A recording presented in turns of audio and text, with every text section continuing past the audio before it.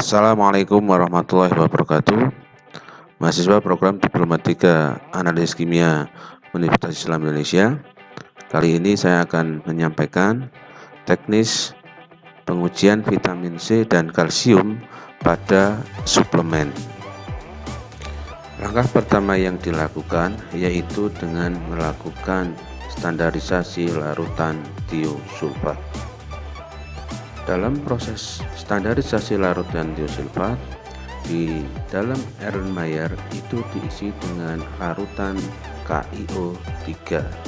Kemudian di dalam buret diisi dengan larutan tiosulfat atau yang biasa dipakai adalah larutan natrium tiosulfat. Titrasi larutan sampai berwarna kuning muda atau warna kuning yang ada di dalam larutan KiO3 itu masih berwarna kuning cerah. Setelah itu ditetesi dengan larutan atau indikator amilum hingga berwarna biru tua. Setelah larutan berwarna biru tua, selanjutnya dilanjutkan titrasi dengan menggunakan tiosulfat atau natrium tiosulfat hingga larutan yang ada di dalam Erlenmeyer itu menjadi tidak berwarna atau berwarna bening. Langkah kedua adalah standarisasi iodin. Proses standarisasi iodin itu sama dengan pada saat melakukan standarisasi pada larutan tiosulfat, di mana di dalam Erlenmeyer itu diisi dengan larutan iodin, kemudian pada buret itu diisi dengan larutan natrium tiosulfat. Proses standarisasi iodin itu sama dengan apa yang dilakukan pada saat standarisasi natrium tiosulfat, termasuk di dalamnya adalah perubahan warna yang terjadi selama titrasi. Langkah ketiga adalah analisa vitamin C. Sebelum melakukan analisa, terlebih dahulu melakukan preparasi sampel pada suplemen dengan cara menimbang sebanyak 100 mg contoh vitamin C yang telah dihaluskan lebih dahulu, kemudian dimasukkan ke dalam Erlenmeyer. Setelah itu vitamin C yang ada di dalam Erlenmeyer kemudian dilarutkan dengan 25 ml aquades atau air suling serta ditambahkan dengan 5 ml asam sulfat 0,3 molar dan selanjutnya dilakukan homogenisasi secara cepat. Proses titrasi diawali dengan terlebih dahulu mengisi buret dengan larutan standar iodin yang sudah distandarisasi dengan larutan tiosulfat. Pastikan bahwa tidak ada gelembung-gelembung udara di ujung buret. Larutan vitamin C yang ada pada suplemen yang sudah larut di dalam Erlenmeyer, di mana sudah ada penambahan 5 ml asam sulfat 0,3 molar dan 25 ml aquades, selanjutnya dititrasi dengan menggunakan larutan iodium.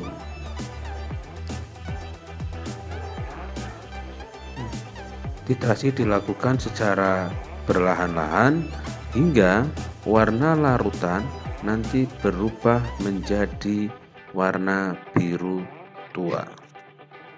Warna biru tua mengindikasikan bahwa seluruh vitamin C yang ada di dalam Erlenmeyer itu sudah habis bereaksi semuanya dengan iodium.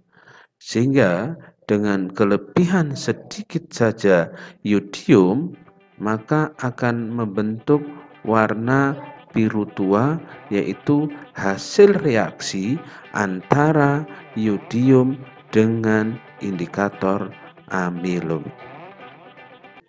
Setelah dilakukan analisa vitamin C, berikutnya adalah analisa kalsium. Untuk analisa kalsium ini prinsipnya menggunakan titrasi pembentukan senyawa kompleks antara ion kalsium dengan etilen diamin tetraacetic acid atau yang dikenal dengan EDTA. Langkah pertama dalam analisis kalsium yaitu melakukan standarisasi EDTA. Standarisasi EDTA dapat dilakukan dengan menggunakan kalsium klorida atau CaCl2. Langkah yang dilakukan selama proses standarisasi EDTA yaitu dengan menimbang sebanyak kurang lebih 10 mg kalium klorida dan dimasukkan ke dalam tabung Erlenmeyer. Setelah itu ditambahkan dengan 25 ml air suling dan kalsium klorida itu hanya akan larut pada kondisi asam. Oleh karena itu perlu ditambah dengan 0,5 ml asam klorida pekat.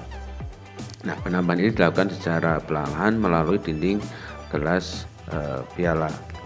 Kemudian masukkan 2-5 ml larutan buffer pH 10 dan diberikan dengan 2-3 tetes indikator area chrome block T.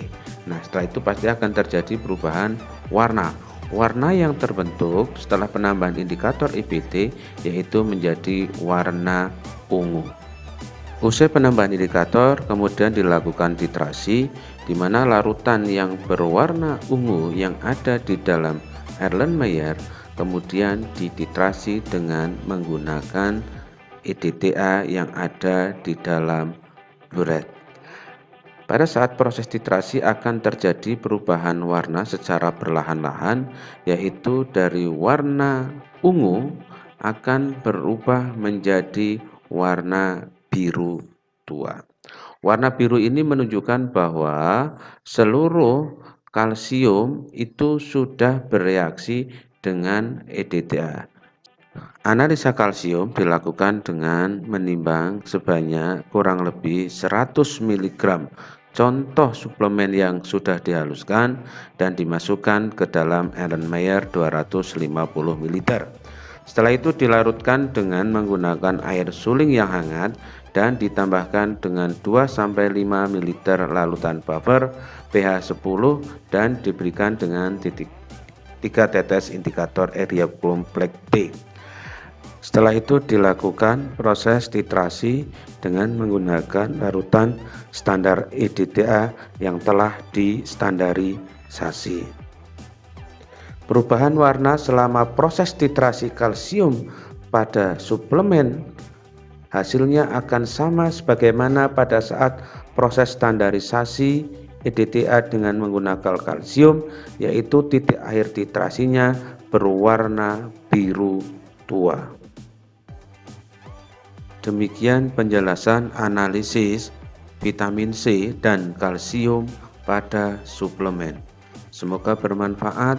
Billahi taufiq wal hidayah. Wassalamualaikum warahmatullahi wabarakatuh.